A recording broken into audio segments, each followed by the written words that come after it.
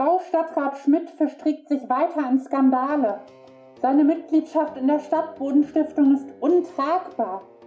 Diese Stiftung setzt Maßnahmen aus der Mottenkiste des Sozialismus in die Tat um und entzieht die Verwertung von Böden und Grundstücken dem unternehmerischen Mittelstand. Baustadtrat Schmidt verstrickt sich weiter in Skandale. Seine Mitgliedschaft in der Stadtbodenstiftung ist untragbar.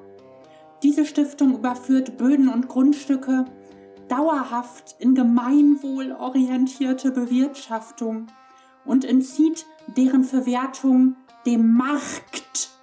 Quizfrage: Welche dieser beiden Versionen stammt tatsächlich von Christian Greff und Kurt Wanzner von der Berliner CDU-Fraktion?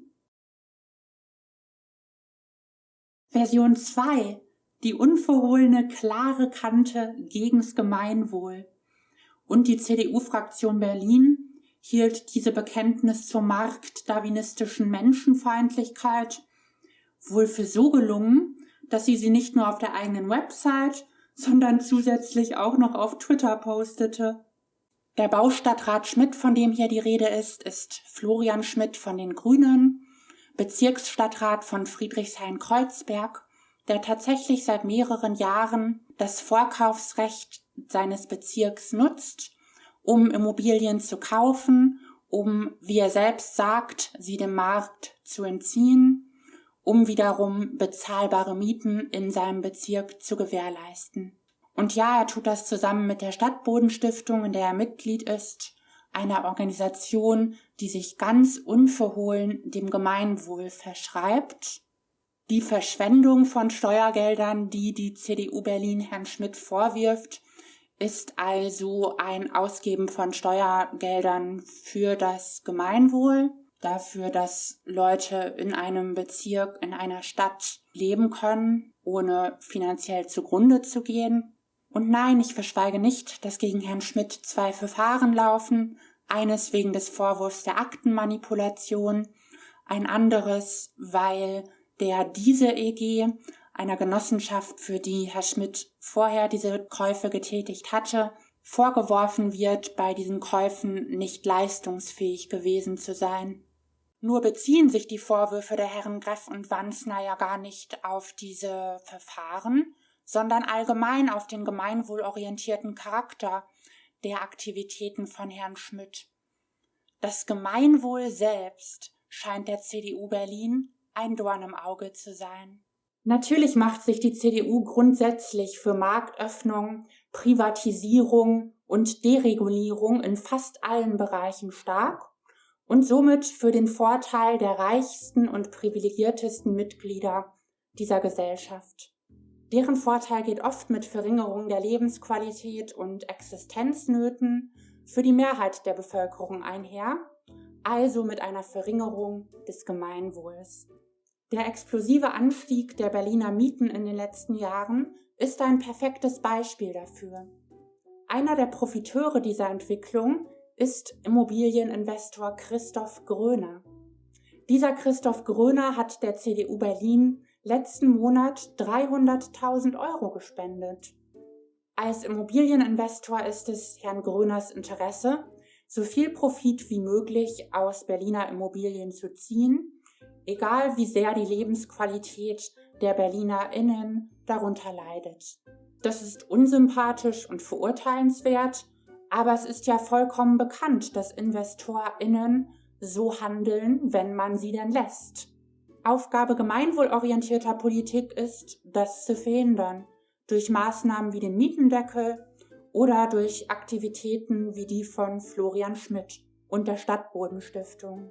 Aufgabe gemeinwohlfeindlicher Politik ist es, InvestorInnen ihre maximale Gewinnextrahierung aus dem Berliner Immobilienmarkt so leicht wie möglich zu machen.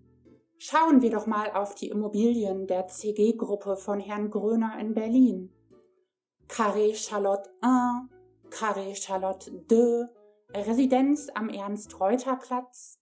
Nach meinen Berechnungen beträgt die durchschnittliche Miete in den hier aufgeführten Objekten 13,13 € pro Quadratmeter. In der Residenz am Ernst-Reuter-Platz zahlt man sogar 18,50 € pro Quadratmeter. Das ergibt dann zum Beispiel bei einer 60 Quadratmeter Wohnung eine Monatskaltmiete von 1.110 €. Zum Vergleich, der aktuellste Berliner Mietspiegel gibt eine Durchschnittsmiete von 6,72 € pro Quadratmeter an. Gemeinwohlorientiertheit ist Herrn Gröner wahrlich nicht vorzuwerfen. Nun drängt sich mir da aber so ein Gedanke auf. Es ist doch so, dass sehr viele Leute, ich würde sogar sagen die Mehrheit der Leute, gar kein ansehnliches Vermögen wie Herr Gröner angehäuft haben. Diese Leute sind also maßgeblich auf das Gemeinwohl angewiesen und darauf angewiesen zum Beispiel, dass die Mieten bezahlbar sind und nicht durch InvestorInnen wie Herrn Gröner in die Höhe getrieben werden. Ich glaube, ich muss die CDU Berlin warnen. Liebe CDU Berlin, eure politischen GegnerInnen wissen natürlich ganz genau, dass ihr gegen das Gemeinwohl agiert. Aber das ist doch das, was ihr zumindest vor einigen potenziellen WählerInnen zu verbergen versucht. Schließlich kann man Wahlen kaum nur mit Stimmen von Superreichen gewinnen. Ihr solltet euch vielleicht mal ein paar rhetorische Täuschungsmanöver bei eurem Parteikollegen Philipp Amthor... Juliane, hör auf! Ich finde die CDU Berlin super, so wie sie jetzt ist. Ich finde, dieser Beitrag ist die schlaueste Idee, die sie je hatte. Und genau solche Rhetorik kann ihr nur nützen, nicht schaden. Stimmt, Pink Raven, du hast recht. Gemeinwohl, bezahlbare Mieten, alle hassen sowas. Immobilieninvestor Christoph Gröner, seine CG-Gruppe, dafür schlagen die Herzen der BerlinerInnen. Christoph Gröner, der an dem Hochhaus am Steglitzer Kreisel, diesem rostigen Gerippe, diesem stählernen Rückgrat der Zukunft 330 Eigentumswohnungen im oberen Preissegment schaffen will. Das ist doch genau das, was sich die BerlinerInnen wünschen. Um in Berlin zu sein, muss man Berlin sein. Und Herr Gröner deutete ja sogar an, unter den Reichen im Turm eine Anlaufstelle für Obdachlose einzurichten. Vielleicht. Er war dann erstmal nach diesem vollkommen unverbindlichen Angebot einige Zeit nicht zu erreichen und sogar CDU-Sozialstadtrat Mückisch musste einräumen, dass doch jetzt erst einmal die Ernsthaftigkeit des Angebots überprüft werden müsse. Es war dann wohl ein Termin im März anberaumt, um dieses Vorhaben zu besprechen, aber der März ist ja nun vorbei, ohne Neuigkeiten über Herrn Gröners philanthropische Bestrebungen. Und Herr Gröner ist verdammt nochmal ein mündiger Bürger. Was er mit seinem Eigentum macht, ist seine Sache allein. Und wenn er überhaupt die Möglichkeit in Erwägung zieht und das äußert, dass er dort sogar Obdachlose dulden will in seinem hochwertigen Objekt, dann haben wir ihm allein für seine mildtätigen Worte schon dankbar zu sein. Die investorinnenfeindliche Politik des Berliner Senats ist den BerlinerInnen allgemein, genau wie Christoph Gröner, ein Gräuel. Stefan Evers, Generalsekretär der Berliner CDU, ließ zu Herrn Gröners 300.000 € Spende verlauten, er sei erfreut über die große Unterstützung und eine Wertschätzung, wie wir sie seit Jahren nicht erfahren haben. Na, wer da kein Tränchen vergießt, muss mit dem wahrhaftigen Gemeinwohl im Bunde sein. Immer weiter so, liebe CDU, immer weiter. Diese neue Ehrlichkeit wird euch mit Sicherheit großartige Wahlerfolge bescheren. Ich danke meinen sage und schreibe 2 Patrons, Cindy und Sebastian Molzheim. Wenn ihr mich auf Patreon unterstützen wollt, ich lasse den Link in der Videobeschreibung.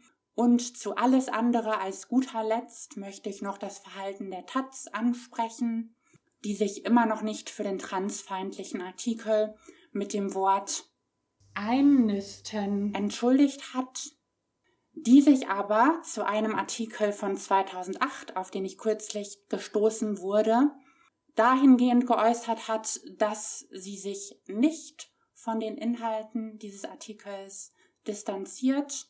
Und ich lasse jetzt einfach mal diesen Ausschnitt aus dem Artikel in direktem Kontrast zum darunter verkündeten Selbstverständnis der taz so stehen.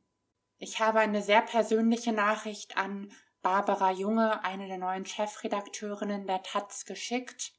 Nicht persönlich beleidigend, sondern mich selbst persönlich öffnend. In vollem Bewusstsein, dass es möglich ist, dass sie sich mit Jan Feddersen bei einem Glas Rotwein darüber lustig macht. Ich hoffe aber, dass es nicht so ist und dass sie mir antworten wird und dass sie zumindest eingehen wird auf das, was ich ihr schreibe und das, worum ich sie bitte.